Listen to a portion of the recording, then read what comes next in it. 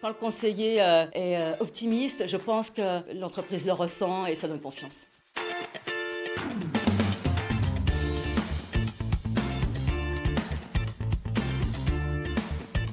Je suis Valérie Motel, je suis conseillère internationale au sein de la Team France Export Grand Est. Je suis référente pour l'accompagnement des entreprises de la santé et des tech et services et je suis basée à Nancy.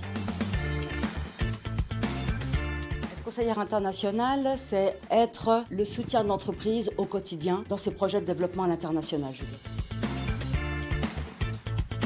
L'accompagnement va être différent en fonction effectivement de la maturité de l'entreprise à l'international, en fonction de son parcours. Mon rôle, ça va être donc de bien comprendre ses besoins, de l'aider à structurer sa démarche, prioriser les marchés sur lesquels elle va vouloir se développer, mettre en place un plan d'action qui va dimensionner par rapport à ses ressources.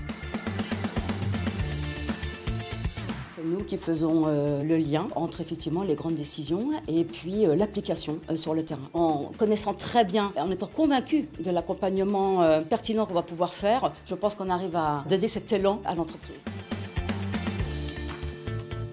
Quand j'accompagne l'entreprise, je me mets toujours à la place du dirigeant en fait. Se rendre compte qu'il doit gérer mille et une choses en même temps et qu'il va falloir l'aider, le soutenir, être là au moment où il aura besoin de nous pour l'accompagner au mieux, le conseiller et lui donner confiance en l'avenir en fait.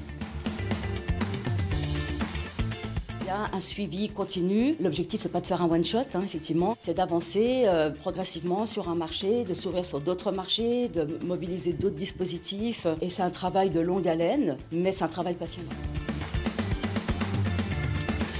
Aujourd'hui, elles ont dans leur territoire des conseillers qui connaissent leur métier, qui vont être un soutien, un pilier pour elles, qui vont pouvoir les accompagner dans la durée. Ces conseillers, ils vont pouvoir leur permettre de prendre un peu de recul, de se poser les bonnes questions, prendre confiance pour aller chercher des marchés à l'international, progressivement, mais en sécurisant aussi leur démarche. L'idée étant effectivement de gagner des parts de marché à l'export, mais aussi de pérenniser l'activité sur le marché domestique.